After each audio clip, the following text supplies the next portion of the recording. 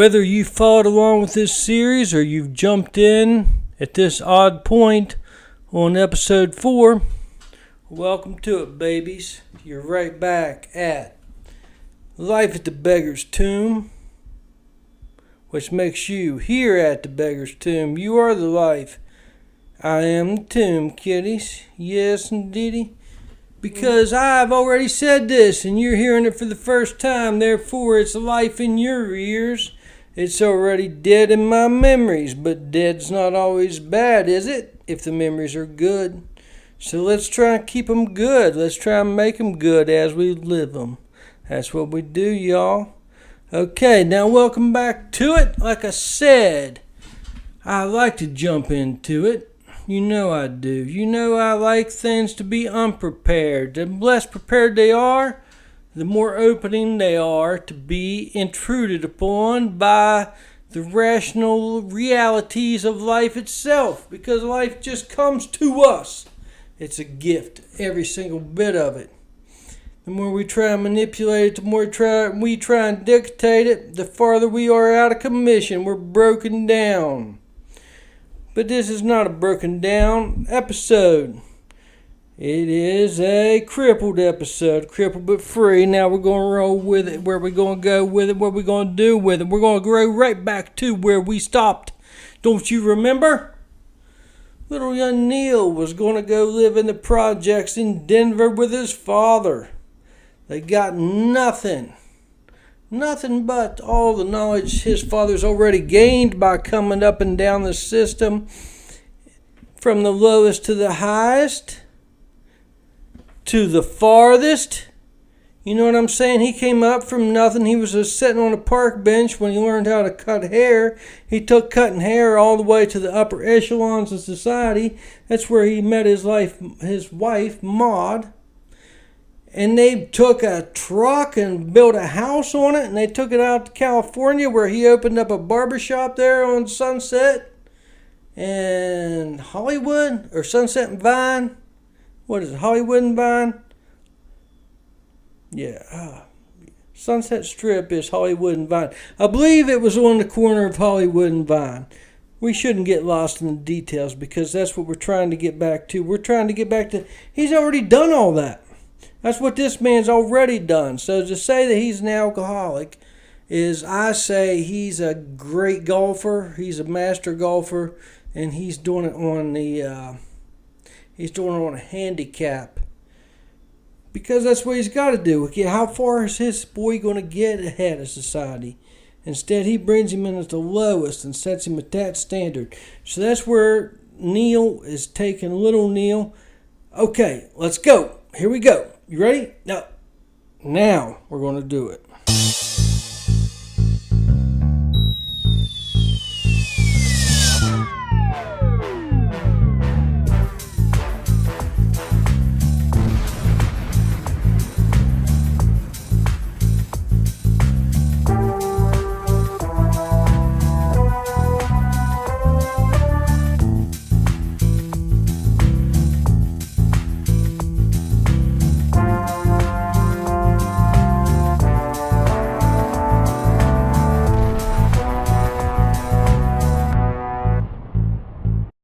But little Neal was not sorry about this latest development.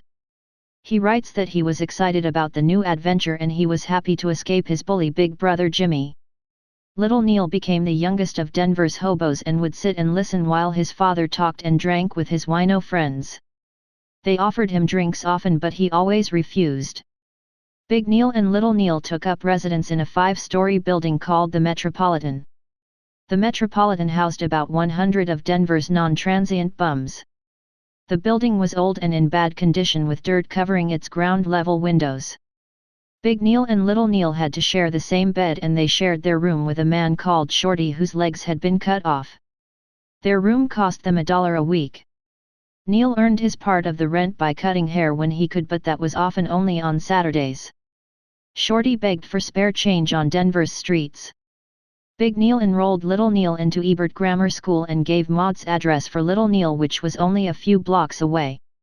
But in actuality 6-year-old Neal was traveling on foot over a mile through downtown Denver each morning. He awoke early at the Metropolitan while his father was still asleep and got himself ready for school in a large bathroom shared by the other residents of the Metropolitan. Neal would then return to his father and see if he wanted to go to the mission for breakfast. Sometimes he did and sometimes he did not, in which case Neal headed to the Citizens' Mission ran by a Protestant church alone. Neil Leon describes breakfast at the mission. In an orderly line of hungry men, I moved slowly forward down metal steps into a warm kitchen of smells and clatter.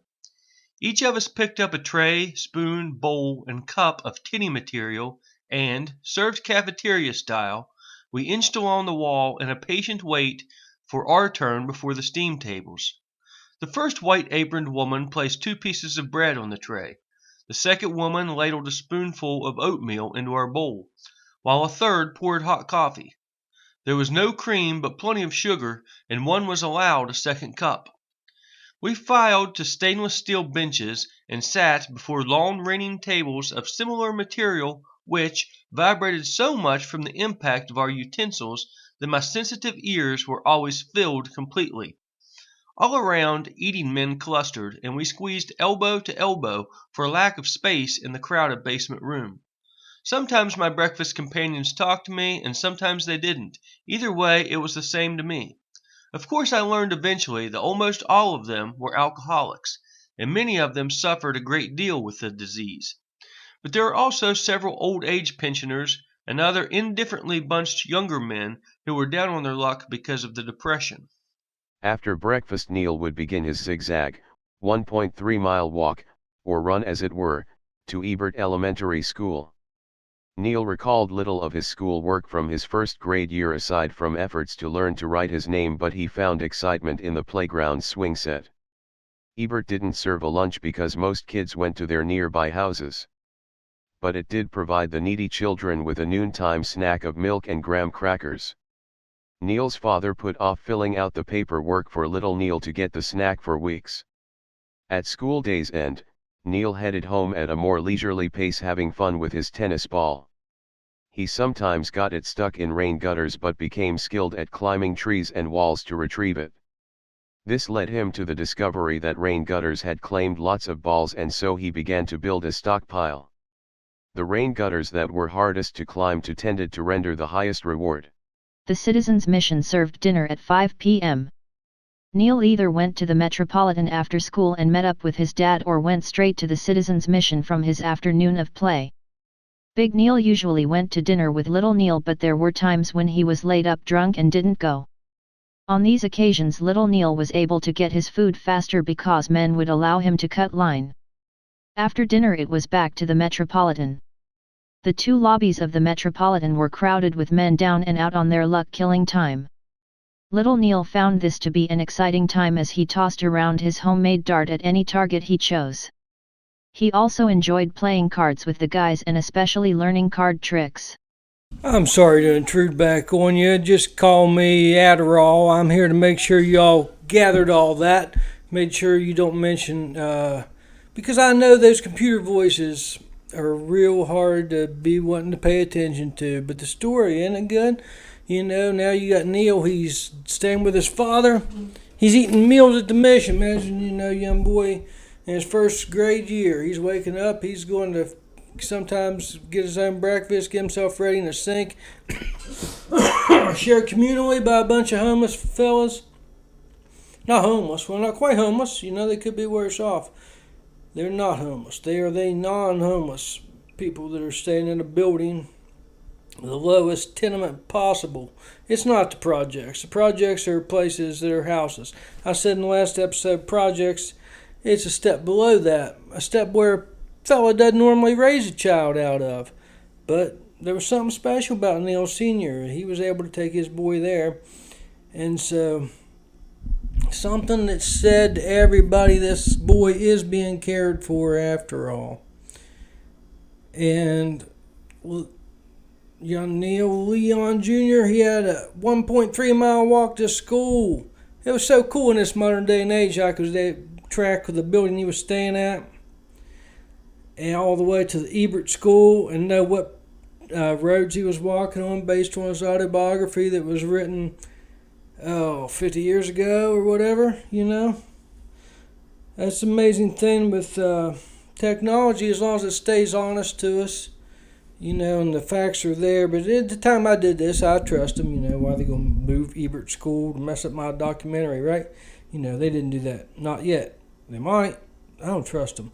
Hey, by the way, while we're mentioning this, I did notice that I've always been on this whole thing as this went along. I've been saying Neal Leon Cassady and Neal Sr., Neal Cassady, did not have a middle name. Well, I most recently noticed on Wikipedia it says he does have a middle name, Marshall, which is kind of cool, being as some people attribute Neal Leon Cassady for being the pioneer into the field of rap. But we'll get back to that maybe, or get forward to that, whatever you're going to say about that. So Marshall being his father would be kind of cool. But listen, I got my information from Neal's autobiography, the first third, and I'm pretty sure in that, he never once, every time he mentioned his father, Neal Cassady, he never mentioned a middle name. Therefore, I assumed he didn't have a middle name. But it's quite possible that Neal Jr., Neal Leon, not a junior, since he didn't have the same middle name. So we get back to that little, what do you want to call it? What are we going to hinge on it? What do you want to call it if it's something that shouldn't even be mentioned? It's so small, it's there, it's a speck, it's a flex, it's a crossroad, it's something that we need to get beyond, but yet we got to cross it. How are we going to get there? It's a snag, it's a bump, it's a hump, it's a rump, it's a reflex, it's an implex, it's a... What is it? What is it? What is it? What is it? What is it? What is it? What is it? What is it? It's Neal Cassady's talking about the fact that senior and junior is a technicality, babies. I knew I'd think of it. Yeah. Yes. Oh, boy. So it's just a technicality that Neal Marshall Cassady may or may not have been Neal Marshall Cassady. He might have just been Neal Cassady. And then we got Neal Leon Cassady, who's definitely his boy. So therefore kind of a junior, but yet don't have the same middle name. But yet we got Neal Cassady and Neal Cassady. And Neal Cassady's raising his boy, Neal Cassady, at the lowest tenement in Denver. After he has that long walk to school and his time at school, he remembers how to write his name a little bit, how to make them ends. This boy was smart, y'all. He was mapping his way to school. He's figuring out how he's going to talk and deal with steps of life that a child doesn't normally have to handle alone. He's doing that. What's he going to learn at your school? I mean, in this first year, learn how to arithmetic, but it all seems so minor compared to the major things he was taking in. So he's got that. Then he came home and he made something that was important to him. He described in his autobiography was making that dart. He's very proud of making that dart out of a pen and a stick and putting the feathers on it. Hey, you think of all the things you learned there. But you learned about aerodynamics and weight and balance and physical skills and all that stuff and throwing it around. Yeah, he had big time fun with that. Learned cards from the guys. And you know what? It might seem like a terrible thing for this young man to come into all these men whose lives were destitute and down. But hadn't you thought for 1 second yet? They must have all seen this boy as the golden child, the one that was there. He was there from ground one that they could see him come up. He had the whole world in front of them with potential. You think they wanted to bring him down, or you think they wanted him to go up? I think most of these fellas, I'd like to tend to believe that there's good in the world, and I'd like to believe that most of these fellas wish this young man the best. And so Neal Cassady's life's going to go on from here. Let's hear about it. Big Neal was able to secure himself a Saturday job at a barber shop. Little Neal would spend his Saturdays going to the picture shows in a nearby theater and was able to watch films for hours for the admission price of a nickel. Most of the films were westerns, but Little Neal had a fondness for music and enjoyed the musicals of Fred Astaire and Ginger Rogers. But he was impressed by other films also, such as King Kong and Son of Kong. Neal would return to the barber shop and tell his dad and the other two barbers a scene-by-scene account of what he'd just seen and noted that they enjoyed his descriptions. When time for lunch break arrived, the father and son headed to a nearby diner. This was a meal that little Neal always looked forward to as a big occasion.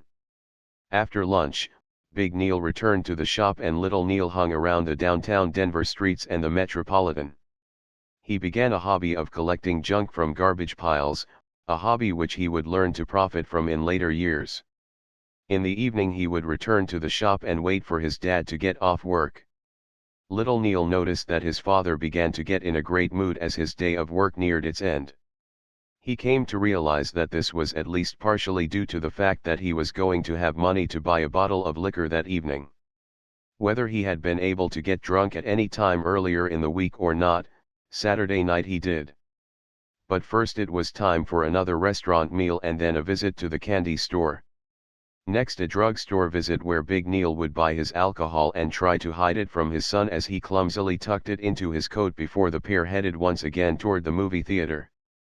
Little Neal would always choose the film because Big Neal cared little what he watched as he took snips from his bottle and ate peanuts. Meanwhile Little Neal ate chocolates and marveled at the screen till past midnight. Then Big Neal and Little Neal retired to the Metropolitan with Big Neal stumbling down the sidewalk and Little Neal annoyed and embarrassed. He didn't enjoy his dad being drunk, especially when nostalgia would cause his father to cry. Sunday mornings Big Neal was able to arise in time for the late breakfast served at the mission. After breakfast, Old Man Neal struggled along hungover behind Little Neal, who was full of youthful energy. Little Neal looked forward to Sundays as the day which he could spend showing his father all of the places he had ventured to during the course of his alone play throughout the week. The sole purpose of these Sunday outings was recreation, and young Neal appreciated that his father saw to it that these walks were part of their weekly routine. When spring rolled around, Big Neal took his son for walks along the river banks on Sunday, and Little Neal perfected the art of skipping rocks. Throughout the school year Old Man Neal had told his boy about the grand journey they would make together when the school term came to an end. About the middle of June, 1932, father and son headed to Union Pacific Railway's freight yard. But the train they had planned to hop had already departed. Undeterred and unwilling to wait for another train headed toward their Unionville, Missouri destination, the pair decided to step to the highways and hitch a ride. They had not walked more than 100 yards before they were picked up. Neal Sr.'s strategy regarding hitchhiking was that it was better to take any ride going in the general direction rather than wait for a ride going the exact direction. Another action he made habit was to walk along the highway rather than stand still and wait for a ride. Their journey to Unionville was a very indirect one, but they had great luck with catching rides. They arrived in Grand Island, Nebraska while a carnival was in town and took the opportunity to tour it. Another highlight of the journey for Little Neal was riding in a big rig and catching a restful sleep in the sleeper of the tractor and trailer. Soon they had arrived at their destination, Neal Sr.'s dear sister Eva's house. Eva had recently been widowed by husband George, who died in an automobile accident. Neal Leon described her as the gentle boss of a great clan of hillbillies. Eva had several daughters with whom Little Neal enjoyed countless hours of play on the farm during the 2-month visit. The Simpsons' large barn became the fortress of play for Neal and his cousins, who preferred to keep away from the supervision of the adults most of the time. The center of activity for the adults, which included great and great-great relations, was the porch of the house where from dawn till dusk people sat and smoked from corn-cob pipes. With the new school term approaching, the pair embarked on their homeward journey, this time via boxcar. Little Neal found this to be a much less enjoyable way to travel. He had to try hard to repress his childish terror. The freight trains rattled loudly as he sat on the hard floor amongst hobos. The shared water supply became depleted in central Kansas. When the train made a stop, Neal Sr. decided that he would make a run to refill their canteen. It was decided that Little Neal would remain on the train because his short legs might slow his father down. But the train began to move before Big Neal returned with water. Neal Leon's eyes swelled with tears as it began to dawn on him that he may well never see his father again. The hobos in the boxcar made movements toward Little Neal, perhaps to comfort him, but Little Neal pulled back from them. As the train rumbled onward, Little Neal was concerning himself with thoughts on how he was going to get back to Denver alone. He had no knowledge of geography at this young age and was therefore lost. Also he blamed himself for this whole predicament because he had complained to his father for being thirsty. As Neal refused to talk to the hobos around him, he felt a sort of pride and self-reliance take the place of his terror and was finally able to sleep. When the train came to a stop in Goodland, Kansas hours later, Neal was surprised to awaken to a familiar presence lumbering over him. It turned out that Neal Sr. had returned to the train with the water, but had not been able to make it back to that particular boxcar. But now that the train had stopped again, the father and son were reunited and also they had water. The pair had nearly returned home to Denver when mishap again befell them and little Neal had to again confront the fear of losing his father forever. Big Neal's foot got locked between rails at a switch point. His ankle wasn't injured, so at first he laughed about the predicament as he tried to free it. But when the vibration of a train was felt in the rails before it was seen or heard, Big Neal's expression changed. As little Neal witnessed his father begin to panic, he did likewise. With frantic effort, Big Neal tugged with his leg. His foot pulled loose from his boot and he escaped being crushed by the train. He did, however, lose his boot. The scary homebound journey was successful nonetheless, and they were back to the Metropolitan in time for little Neal to begin his new school term. They were in the front lobby when they were surprised by a visit from the Daily Boys. And do you all remember who the Daily Boys are? The Daily Boys are Maud's sons from her first husband, Mayor Daly. Yes, the sons of a mayor have come to this. Now, they've already been out on their own for a while. They've already been working with Blackie Barlow. They've already been moonshining whiskey and running a dance club and coming up the hard way. Why did they have to come up the hard way? Well, maybe part their mother-in-law's fault, I guess you could say. Boys did go with Maud. It sounds like they never did go back with that mother-in-law of theirs, and maybe they had a pretty, seems like, I don't know. We don't know other than what little Neal knew. He was now an adult when he wrote this book, but he didn't know everything about his parents' life. We don't know everything about our parents' life. He knew that his mom, Maud, had been married to a mayor, and his older brothers, half-brothers, were the sons of that mayor, and them three boys showed up at that run-down deficit of what you wouldn't even call an apartment building that they're staying at. Because it's time for little Neal to go to school. And that's why they're there. And that's what we're going to pick up on the next episode. Because I hate to say it. I don't even like it, it's true. And we might even be able to stretch it out. We could stretch it out, but we don't want to waste time. Is there things I should have talked about, like how we feel up there? Okay, we started with Neal just barely being introduced to Neal in the last episode. Now we got Neal. We got his education, his early education coming up. He's already solid.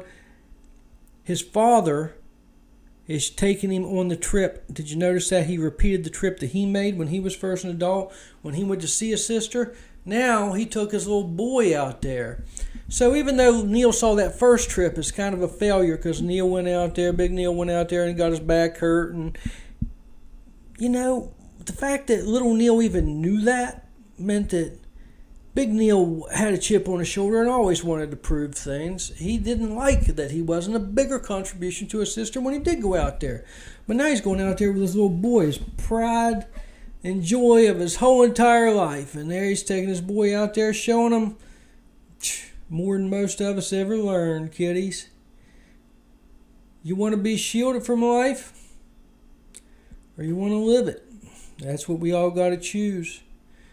We want to be safe, so we got to learn how, starting young, to be safe in the least safe situations.